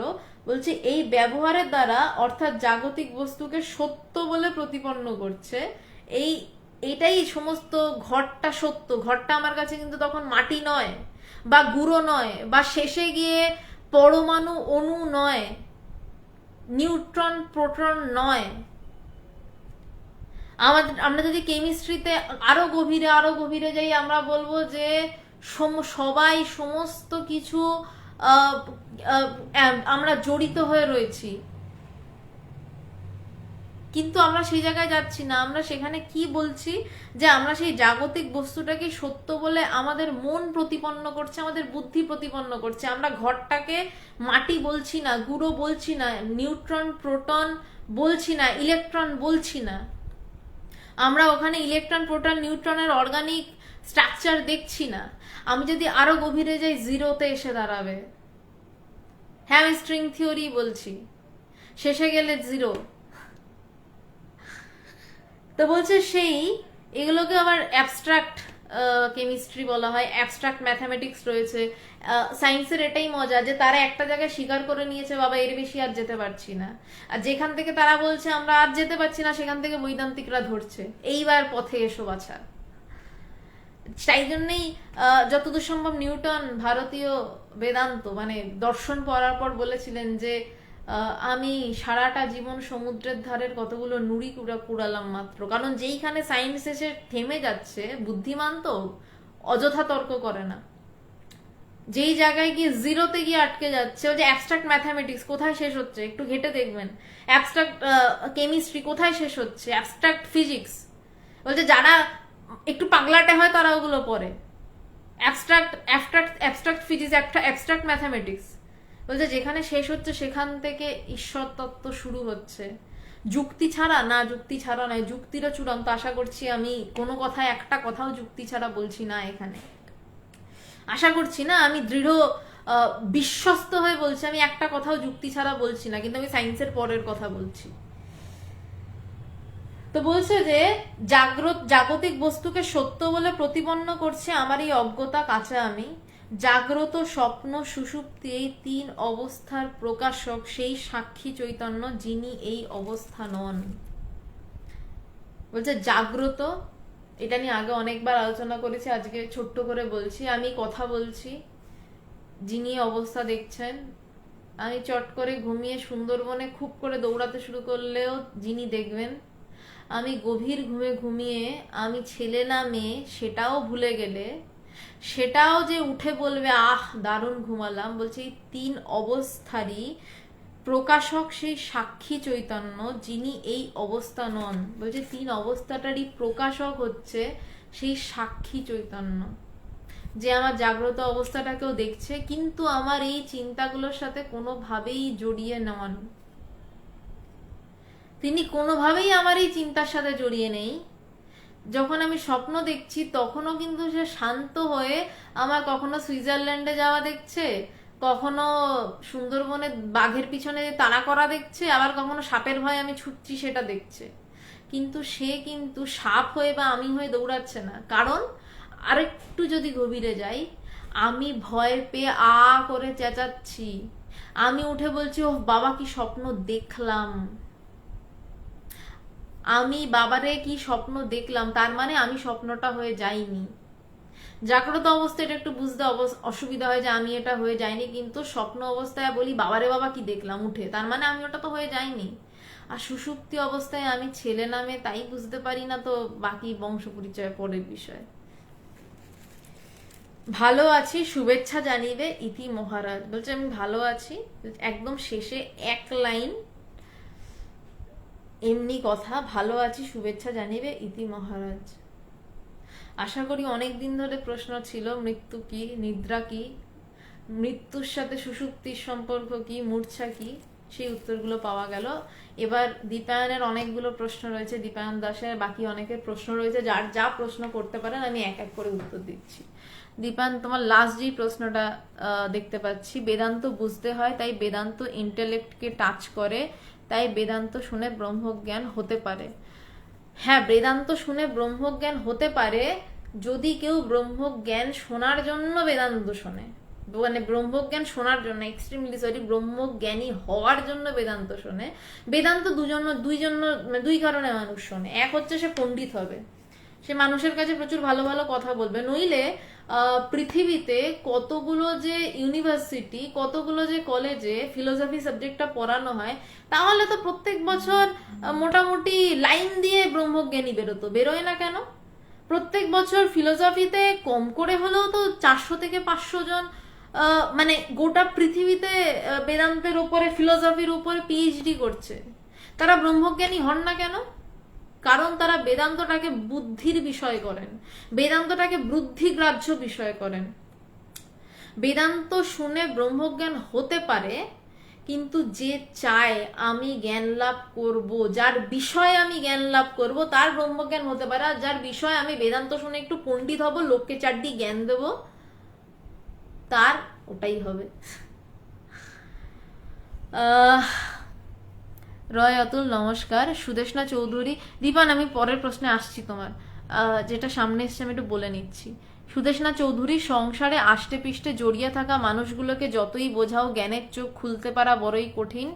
অনেক মানুষের সামনে, বিশেষ করে অনেক বয়স্ক মানুষ, মৃত্যুর কথা আলোচনা করে দেখেছি, হয় ভয় এড়িয়ে যায়, নয়তো পালিয়ে যায়। শরীরটা যে আমি নই এটা বোঝানো বা বিশ্বাস করানোটাই তো কঠিন বিষয়। অনেক সময় বলাটাই সার হয়। অসুবিধা কি? বলাটাই সার হোক না। একজনের মানুষেরও যদি উপকার হয় সারা জীবন বলতে বলতে, তাই বা কম কি? একজন মানুষেরও যদি লাভ হয়, শেষে তো সবাই ভয় পা কাপুক, সবাইকে তো চিতায় উঠতেই হবে, কিন্তু চিতায় ওঠার আগে বলতে বলতে যদি একটা মানুষেরও লাভ হয়, সেটা তো আমার লাভ, আমার এটুকুই লাভ। আমার কাজ বলতে থাকা, আর অবশ্যই চেষ্টা থাকে যে যদি কারুর লাভ হয়, কারুর লাভ হলে তো ভালো লাগে। যদি একজনেরও লাভ হয় অসুবিধা কি? আর চুপচাপ নিজে বসে থেকে হয়তো হ্যাঁ আমার লাভ হতো যদি আমি এই সময়টা বসে চুপচাপ বসে থাকতাম, কিন্তু আমার গুরু তো চুপচাপ বসে থাকেননি ভগবান, তাই তিনি আমাকেও চুপচাপ বসে থাকতে খুব বেশি শেখাননি, তাই না পেরে বলি আর কি, কিছু করণীয় নেই। আমার বলাটাই সার, আর আমি যে বলছি সেটাই আমার লাভ। তার মধ্যে থেকে যদি একজন মানুষেরও একটু উপকার হয়, একটু শান্তি পায়, তাই আমার কাছে অনেক। আর এই কথা দেখুন, বারবার আমি অনেকবারই এই কথাটা বলেছি যে অনলাইনে বেদান্ত শুনে জ্ঞান লাভ হবে এমন আশা ঘুণাক্ষরেও করবেন না। বড়জোর এটা হতে পারে যে জ্ঞান লাভের ইচ্ছা জাগ্রত হলো, বা জ্ঞান লাভের ইচ্ছা ত্বরান্বিত হলো, বেড়ে গেল, এই অবধি অনলাইনে কথা শুনে হতে পারে। অনলাইনে শুনে বাড়িতে বসে কোনো কষ্ট না করে জ্ঞান লাভ ভাবে হয় না। জ্ঞান লাভের জন্য একটু পাপড় বেলতে হয়, একটু গুরুর কাছে যেতে হয়, গুরুর পায়ের নিচে কষ্ট করে বসতে হয়। কিন্তু অ্যাটলিস্ট যদি একটা মানুষেরও জ্ঞান লাভের ইচ্ছাটা জোরসে বেড়ে যায়, আমার সেটুকুই লাভ। আর অন্তত আমার এটুকু লাভ যে আমি বাজে সময় নষ্ট করছি না। স্বামীজি বলছেন মানুষের রাম দরবার, মানুষের জন্ম হয় না, মৃত্যু হয় না, এর ব্যাখ্যা কি বুঝবো? স্বামীজি বলছেন শুধু নয়, সমস্ত শাস্ত্র বলছে, সমস্ত সবাই বলছে, আমিও বলছি মানুষের জন্ম হয় না, মানুষের মৃত্যু হয় না। কিন্তু মানুষ ভাবে মানুষ জন্মাচ্ছে, মানুষ ভাবে মানুষ মরছে, তাই জন্য মানুষের ভাবনাটাকে আগে হ্যাঁ বলতে হয়, যে হ্যাঁ ঠিক আছে বাপু তুমি জন্মাচ্ছ, হ্যাঁ বাপু তুমি মরছো। তার ভাবনাটাকে আগে প্রশ্রয় দিতে হয়, তার মতন করে ব্যাখ্যা করতে হয়, তারপর তাকে জানাতে হয় বাবা তুমি জন্মাচ্ছ না, তুমি মরছো না।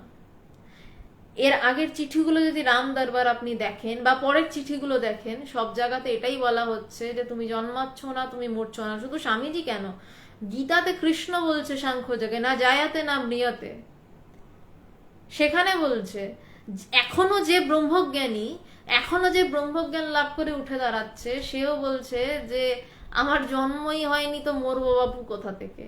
শুধু স্বামীজি বলছেন না, যে জ্ঞান লাভ করবে সেই বলবে কথাটা, সে বোধ করে বলবে। এমনি বলতে তো অনেকে পারে, জন্ম নেই মৃত্যু নেই, কিন্তু যে জ্ঞান লাভ করে বলছে তার জোর আলাদা।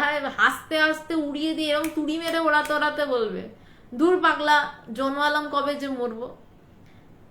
তো কিন্তু আপাতত যেহেতু সবাই জন্ম বোঝে, মৃত্যু বোঝে, সুষুপ্তি বোঝে, মূর্ছা বোঝে, অজ্ঞান বোঝে, তাদের তো আপাতত ওগুলোকে ব্যাখ্যা করতে হবে, নইলে ওই কথাগুলো কাটবো কি করে। তাই পবিত্রানন্দজি ব্যাখ্যা করেছেন।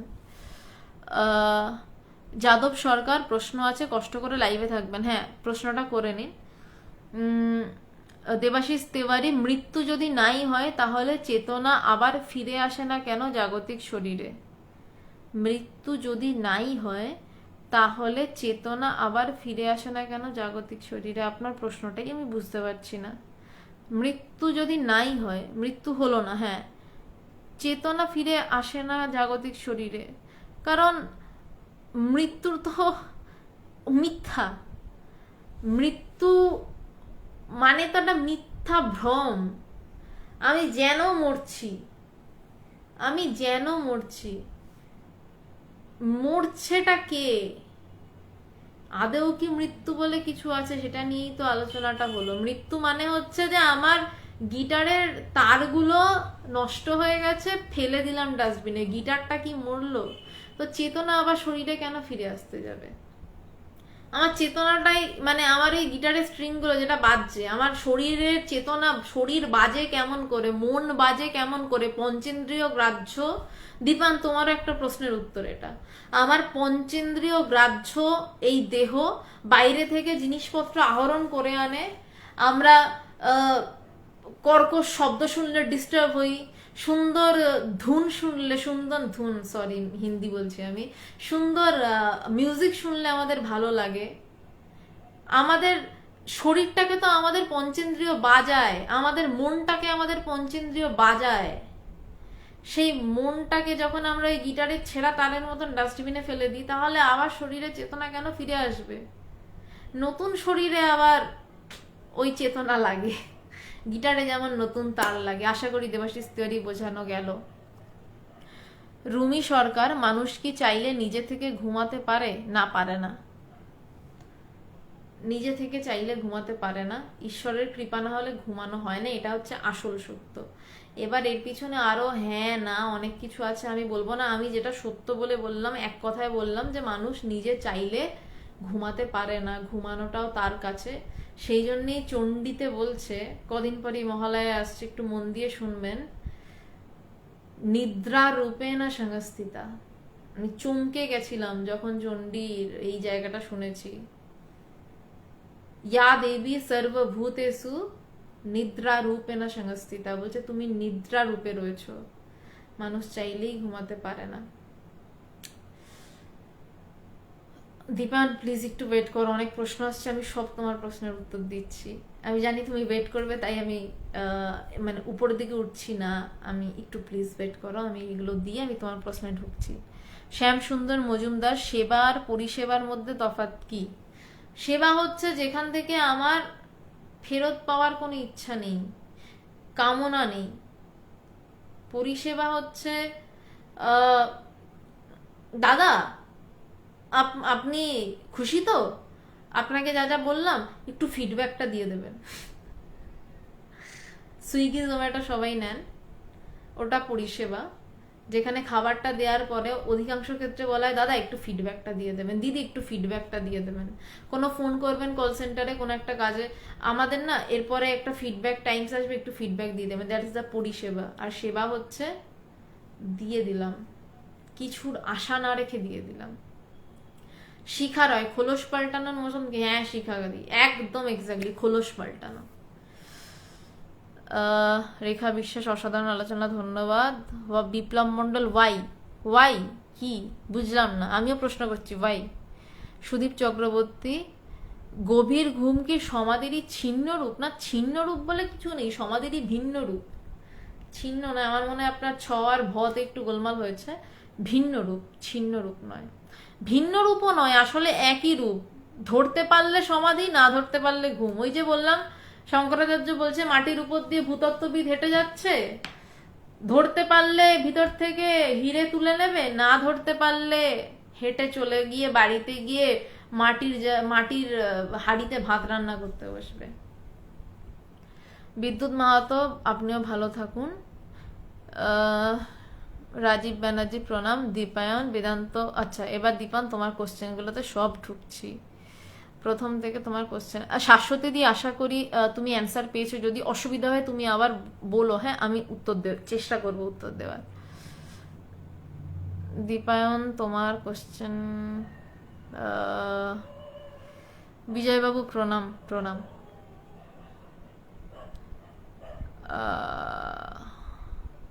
অশোক মন্ডল, মাইন্ড ফ্রেশ করার জন্য ধ্যান করতে হবে। ঘুমাতে পারেন, তার থেকে বেটার ধ্যান।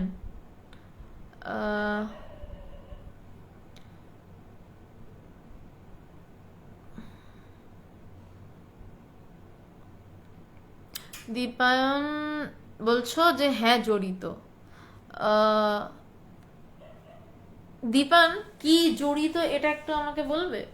মানে কিসের সাথে কি জড়িত? মনের সাথে ব্রেন কিভাবে জড়িত একটু ব্যাখ্যা করো প্লিজ। যাজ্ঞসেনী চক্রবর্তী, এটার কারণ কি, কিসের কারণ জিজ্ঞাসা করেছেন আমি ঠিক বুঝতে পারিনি, সরি, যদি একটু বিশদে বলেন। মনত সাধু, ঘুমের কি উন্নতি ঘটাতে পারলে আমরা সমাধিতে যেতে পারবো?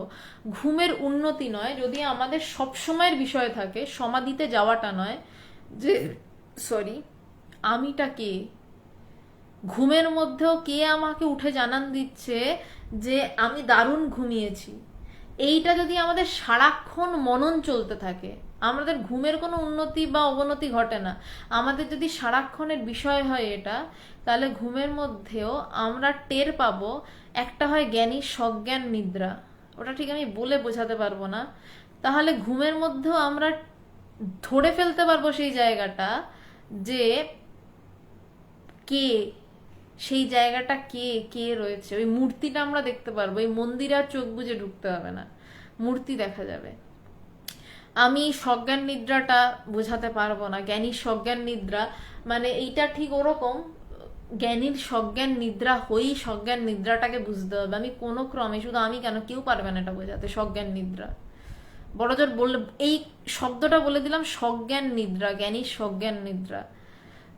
এবার চেষ্টা করুন যে ঘুমের মধ্যেও জানা যেতে পারে, তিনি যদি প্রকাশিত হন ঘুমের মধ্যেও জ্ঞান লাভ হয়ে যেতে পারে। ঘুমের মধ্যে সমাধি নয়, আমি সমাধিস্থ হবে এটা নয়, যে ঘুমের মধ্যে আমিটা কে, কে জানছে ঘুমের মধ্যে গভীর ঘুমে যে আমি দারুণ ঘুমাচ্ছি, এইটা সারাক্ষণ যদি জানার চেষ্টা থাকে, কোনো না কোনো সময় তিনি ধরা দিতেও পারেন, তিনি ধরা দেন। আপনি তাকে ধরতে পারবেন না, কিন্তু আপনার যদি খোঁজ থাকে কে জানাচ্ছে ঘুমের মধ্যে যে আমি দারুণ ঘুমাচ্ছি, তাহলে তিনি ধরা দেন। শুভ্রা চট্টোপাধ্যায়, মনই আসল মনের আঘাত। দীপায়ন দাস, সেন্সরি মোটর নিউরনের মতো মনটাও জড়িত। সেন্সরি মোটর নিউরন, একজন পার্কিনসন রোগীর মোটর নিউরন ধীরে ধীরে ধ্বংস হতে থাকে। আই এম শিওর তুমি এটা জানো। তার মোটর নিউরন ধীরে ধীরে ধ্বংস হচ্ছে, একটা সময় সে আর কিছুই বুঝতে পারছে না, সে খেতেও পাচ্ছে না ঠিক করে, নিঃশ্বাস নিতে অসুবিধা হচ্ছে, জলও খেতে পাচ্ছে না।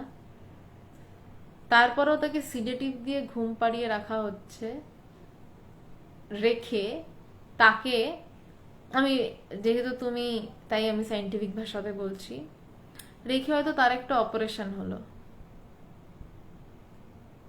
সে কিছু টের পেল না। কি করে টের পেল না? আবার হয়তো, আশা করি এইটুকু বোঝা গেল, আবার হয়তো সেই পার্কিনসন রোগীরই ছেলে বা মেয়ে, তার খুব ভালোবাসার মানুষ, সে কারোর কথা বুঝছে না। পার্কিনসনের সাথে ধরো তার ডিমেনশিয়াও হচ্ছে, সে কাউকে চিনতে পারছে না, বুঝতে পারছে না, কিন্তু তার ভীষণ কাছের কেউ, ভালোবাসার মানুষ এসে তাকে হয়তো জড়িয়ে ধরলো, সে হয়তো তাকে জড়িয়ে ধরে হাউ হাউ করে কাঁদছে। বা সে তাকে দেখে চিনতে পারছে, আচ্ছা তুই এসছিস। আমার দিদা যেমন কাউকে চিনতে পারছেন না, কিন্তু আমার মামাকে চিনতে পারছেন, তার ছেলেকে শুধু চিনতে পারছেন। তার মনটা তাহলে ওভাবে জড়িত। এবার তুমি বলবে কি ব্রেনে ছাপ পড়েছে, তাহলে তার অন্য ছেলেমেয়েরাও তো তারই অংশ, অন্য ছেলেমেয়েরাও তো তার সাথেই থাকে, কিন্তু সে শুধু একজনকে চিনছে। কেন না, তার মনটা কোনো না কোনো দিন তার সাথে প্রচন্ডভাবে জড়িয়েছিল। এবার অন্যদের সাথেও তো একইভাবে জড়িয়েছিল, তাহলে এখানে ব্রেনের ইম্প্যাক্ট আর মনের ইম্প্যাক্ট কিভাবে আলাদা করবে বা কিভাবে এক করবে?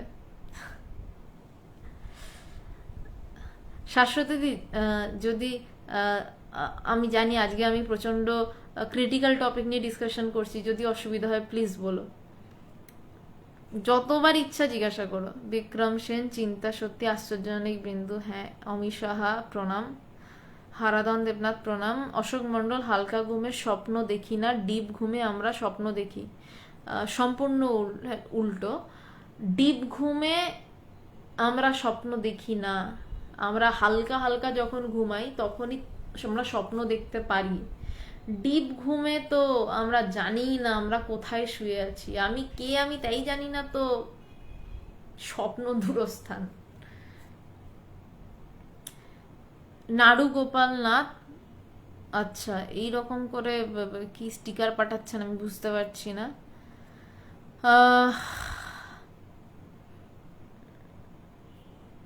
নরোত্তম বাবু প্রণাম প্রণাম, অশোক বাবু ধন্যবাদ, শাশ্বতী দিদি আশা করি ওটা বলেছিলাম। দীপায়ন দাস, কার্বন,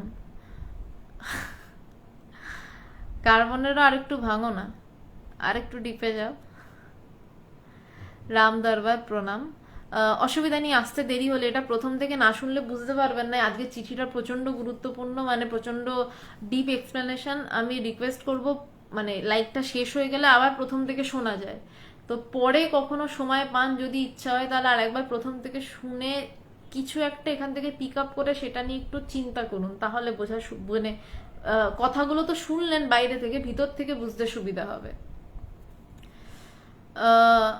দীপায়ন দাস, যা জাতো না আর যে জানতো না আর যে জানলো দুটোই ইন্টেলেক্ট और বুদ্ধ। যে জানতো না যে জানলো, জানতো নাটা কোথা থেকে উঠলো, যখন জানতো না সেটা যে বুঝলো যে আমি জানি না, সেই জানি না ওঠাটা কোথা থেকে, জানি নাতে যখন এসে বসলো তখন তো ইন্টেলেক্ট। যেই জায়গা থেকে উঠলো আমি জানি না, সেটা কোথা থেকে উঠলো, জানাটা তো ইন্টেলেক্ট। জানি নাটা যেখান থেকে উঠলো, আরে এটা তো আমি জানি না, ফাট করে উঠলো, তারপর তার বুদ্ধি মন বললো যে আরে এগুলো তো আমাদের ঠিক সিস্টেমে মিলছে না বাপু। ভাবো একটু।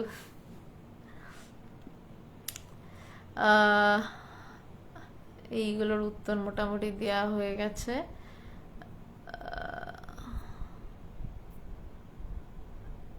অন্তরা চন্দ্র নন্দন,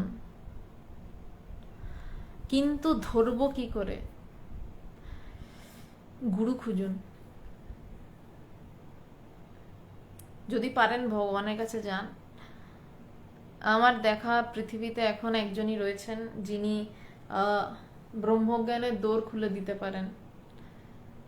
আপনি ধরতে পারবেন না, তিনি ধরা দেবেন, গুরু কৃপায় তিনি ধরা দেন। এবং আমার গুরুকে তো আমি দেখছি 10 বছর ধরে, ভগবানকে। আমি জানি না আপনি কোথায় থাকেন অন্তরা চন্দ্র নন্দন, যদি সত্যি ধরতে চান ভগবানের কাছে যান, তার সঙ্গ করুন এবং ভিতরে দৃঢ় ইচ্ছা রাখুন যে আমি ধরেই ছাড়ব, তিনি ধরা দেবেন। দীপায়ন দাস, ঘুম কেন পাড়ায় ঈশ্বর? যাতে তুমি আত্মার কাছাকাছি থাকার টেস্টটা পাও, এবং যাতে কোনো না কোনো জন্মে তোমার মনে হয় যে একটু ঘুমে এত শান্তি, তাহলে যদি সারাক্ষণ সেখানেই ডুবে থাকি, ডুবে সব কিছু করি, ডুবে থাকা মানে শুধু ডুবে থাকা নয়, সেটাই আমি সেখানে ডুবেই সব কিছু করি, তাহলে কতই না শান্তি। একটা সময় হয় কি জানো দীপায়ন, আমি তোমাকে বলছি, মানে সবাইকেই বলছি, যারা ভীষণ কড়া ব্রহ্মজ্ঞানী তাদের সবারই একটা সময় ঘুমের সমস্যা হয়ে যায়, তাদের ঘুম হয় না। কারণ ঘুম মানে তার কাছাকাছি হওয়া, তার কাছাকাছি হওয়া, ঘুম মানে তার কাছে। কিন্তু একটা সময় আর ঘুম তাদের হয় না। স্বামী বিবেকানন্দ বলো, শঙ্করাচার্য বলো, দিনের পর দিন তারা ঘুম ছাড়া কাটিয়েছেন, কারণ তাদের ঘুমানোর প্রয়োজন হয় না, কারণ তারা ডুবেই রয়েছেন, তাদের আর আত্মার সন্নিকটের প্রয়োজন হয় না, কারণ একাকার হয়ে রয়েছেন। সন্নিকটের প্রয়োজনটা কোথা থেকে আসবে? অনেক সময় আমি দেখেছি ভগবানের সারা রাত ঘুম হয়নি, উঠে বলেছেন আমার কোনো ক্লান্তি নেই। যখন আমি অনেক ছোট, মানে আমি সবে কলেজে পড়ছি, আমার এমন অনেক দিন হয়েছে, এটা আমি আমার ব্যক্তিগত অনুভূতি, আমি কোনোদিনই বলি না, এটা অভিজ্ঞতা বলছি। হয়তো কিছু একটা ব্যাপার নিয়ে আমি খুব ঈশ্বর চিন্তা নিয়ে সারাটা রাত কাটছে, আমার ঘুম আসছে না, কিন্তু সারা রাত ঈশ্বর চিন্তা নিয়ে কাটছে, এবং সকালবেলা উঠে আমি অদ্ভুতভাবে দেখছি আমার কোনো রকম কোনো ক্লান্তি নেই। কারণ ঈশ্বর চিন্তা নিয়ে কাটছে, মানে আমি তো তার কাছেই। ঘুম পাড়ায় ঈশ্বর, তার কাছাকাছি হওয়ার জন্য মানুষ যাতে বোঝে যে আসল বিশ্রাম কোথায়।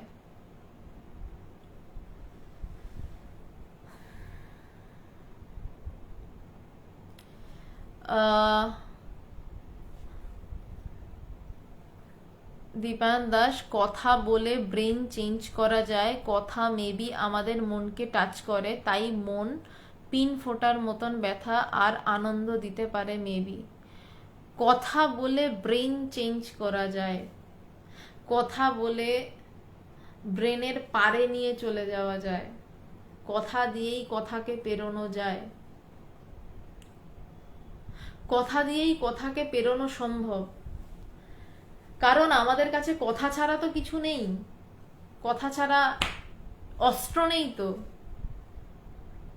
যেই অস্ত্র দিয়ে আমরা আঘাত করতে পারি, সেই অস্ত্র দিয়ে কিন্তু আমরা নিজেদের কেটেও দিতে পারি। যেই তরোয়াল দিয়ে আমরা অন্যকে চিড়ে দিতে পারি, সেই তরোয়াল দিয়ে আমরা নিজেদের গলাটা কেটে দিতে পারি। তেমনি যেই কথা দিয়ে আমরা অন্যকে আঘাত দিতে পারি, সেই কথা দিয়ে আমাদের নিজেদের প্রথমে ব্রেনে অ্যাকসেপ্ট করতে হবে যে এই কথাটা আমরা বলছি। আমি যদি একজন ভীষণ ভক্ত, সে সারাদিন বলছে কৃষ্ণ ছাড়া কিছু নেই, মা ছাড়া কিছু নেই, শিব ছাড়া কিছু নেই, তুমি বাবা শিব কবে হলে, দূর হও বেটা, এরকম কথা তো হয়। তাকে আমি বেদান্ত বলতে পারবো না, কারণ তার ব্রেন মানে জ্যাম হয়ে রয়েছে, জ্যামার লাগানো আছে। সে বলবে ভাই কৃষ্ণ কৃষ্ণই, তুমি কবে, তুমি কেন ভগবান হবে?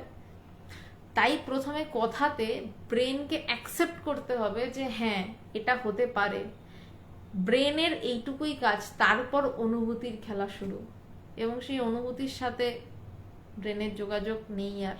ব্রেন শুধু এটা বুঝতে পারবে যে হচ্ছে, কি হচ্ছে, কেন হচ্ছে।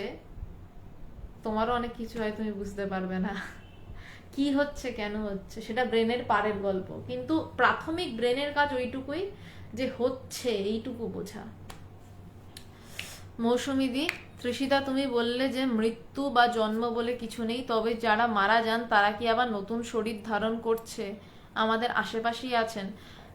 দেখো বেদান্ত বলছি তো মৌসুমীদি, আমি খুব একটা এই বিষয়ে যেতে চাই না, তবে খুব অল্প ভাষায় যদি বলি, হ্যাঁ সারদা মা বলছেন, এবং এটা হিন্দু শাস্ত্র না, সনাতন শাস্ত্রে কথিত মানে প্রমাণিত সত্য, যে যাদের জ্ঞান লাভ হচ্ছে না, শঙ্করাচার্য বলছেন যারা জ্ঞান লাভ হচ্ছে না, মানে যারা আমিকে জানছে না, জানছে না মানে কি, তাদের ইচ্ছা থাকছে, তাদের বাসনা থাকছে, তাদের শখ থাকছে, সেই শখ পূরণ করতে তারা আবার দেহ ধরছে, তারা আবার দেহ ধারণ করে জন্মাচ্ছে এবং সেই শখ পূরণ করছে। সেই জন্যই শঙ্করাচার্য বলছে যে পুনরপি জনমং পুনরপি মরণম পুনরপি মাতৃ জঠরে শয়নম।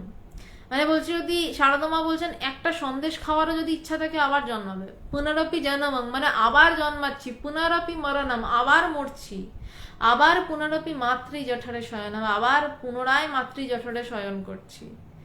তো আশেপাশে তো আছে বটেই।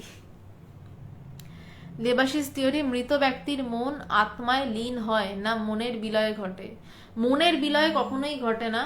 মনের বিলয় ঘটলে সেটা তো জ্ঞান লাভ, মনের এক মুহূর্তের বিলয় ঘটলে তাই জ্ঞান লাভ।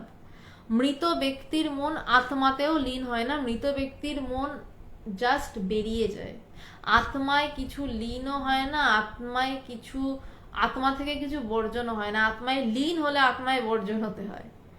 আত্মা সম্পূর্ণ আলাদা, সব কিছুর থেকে আলাদা। বাকি মন, বুদ্ধি, চিত্ত, অহংকার সবই একটা যেন মাটির প্রলেপ, যেন মুছে দিলে হুশ নেই আর, যেন মাটির প্রলেপ। শান্তনু রিপ্লাই টু শিখা, কিভাবে ঘুমের মধ্যেই জানা যাবে আমি কে? আপনার ইচ্ছা থাকতে হবে, আপনার পাগলের মতন চেষ্টা থাকতে হবে, আপনার গভীর মনন থাকতে হবে, তার সাথে আপনার সেই রকম গুরু থাকতে হবে যে গুরু আপনাকে কৃপা করবেন। আপনার এই সব কিছুর পরও আপনার একজন গুরু থাকতে হবে যিনি পারবেন আপনাকে সেই জায়গায় নিয়ে যেতে, তবে ঘুমের মধ্যে জানা যেতেও পারে আপনি কি।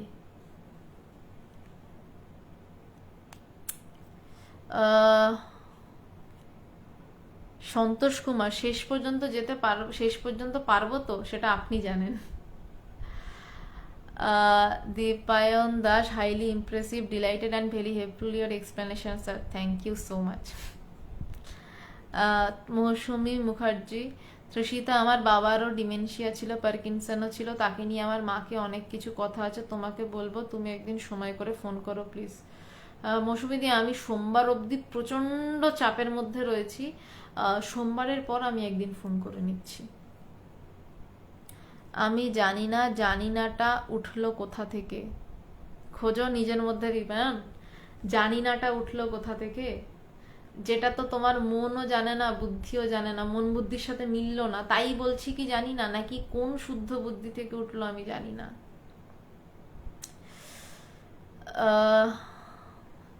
রুমি সরকার, অনুভূতি আর অনুভবের মধ্যে ডিফারেন্স কি? কোনো ডিফারেন্স নেই, যাহাই অনুভূতি তাহাই অনুভব, কথার শব্দের difference. Bikram Sen, how you relate extreme thought, what are extreme thoughts called?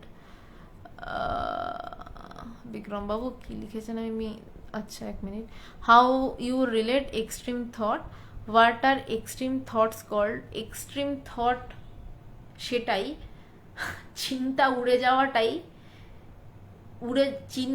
উড়ে যাওয়ার চিন্তাটাই এক্সট্রিম চিন্তা।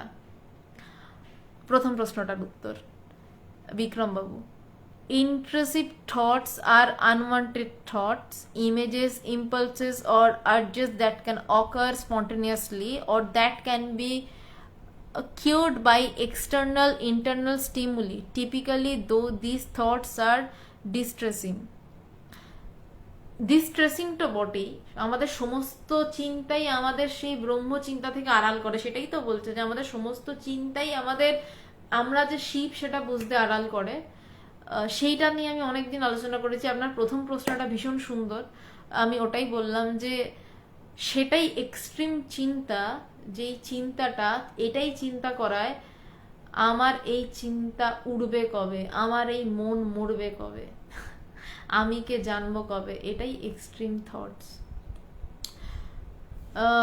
কাকা বাবু, অসাধারণ প্রোগ্রাম হচ্ছে, বাই দ্য ওয়ে সন্ন্যাসী মহারাজদের মতো চকচকে হতে গেলে কি করতে হবে? কিছু মানুষ এত চকচক করে, আমি ভাবি হাউ ইজ ইট পসিবল? আপনি কোন চকচকের কথা বলছেন জানি না, তবে হ্যাঁ জ্ঞান লাভের একটা চকচকে ব্যাপার থাকে। মানে আপনি সারাদিন অকথা কুকথা চিন্তা করছেন ধরুন, তো আপনার মুখের মধ্যে একটা ছাপ পড়বে, কারণ সবসময় আপনি বদ চিন্তা করছেন। আবার আপনি সারাক্ষণ মানুষের জন্য ভালো চিন্তা করছেন, আপনি প্রচন্ড খাটছেন, আপনার চোখের তলায় কালি পড়লেও আপনার মুখ দেখেই বোঝা যাবে যে এই মানুষটা একটা ভালো ভাইবস তৈরি হয়। আর কিছু সাধু সন্ন্যাসী, সবাই নয়, কিছু সাধু সন্ন্যাসী যারা ব্রহ্মজ্ঞান লাভ করেছেন, সন্ন্যাসী মানেই তারা ব্রহ্মজ্ঞানী নন, যারা ব্রহ্মজ্ঞান লাভ করেছেন তাদেরকে কিন্তু দেখলেই মনে হবে যে এর বিশেষ কিছু ব্যাপার আছে। সেটাকে যদি আপনার চকচকে মনে হয় তাহলে তা চকচকে। এরপর অরবিন্দ ধর, আপনি দুজন মিলে নাচছেন কেন বুঝতে পারলাম না। ভুলভাল স্টিকার পাঠাচ্ছেন কি, মানে না বুঝে? আর যদি ইচ্ছা করে পাঠিয়ে থাকেন তাহলে আপনি চলে যেতে পারেন লাইফ থেকে। আর উপরে কী সব অবদ্ধ ভাষায় লিখছেন, এসব ভাষা তো আমরা বুঝি না, বলতে পারবো না। আপনার প্রশ্নও বুঝছি না, দুজন মিলে কাঁদছেন কেন তাও বুঝতে পারছি না। Biplab Mondal, thanks for good night, god is good. Okay, আজকে আশা করি আর প্রশ্ন নেই। 11টা বাজে, এক্সট্রিম হয়ে গেছে, শুরুই হয়েছে লাইভ শেষ হওয়ার সময় থেকে প্রায়। আজকে এই অবধিই থাক বেদান্ত সাধনা নিয়ে আলোচনা। সোমবার আবার স্বামী শিষ্য সংবাদের আলোচনা রয়েছে।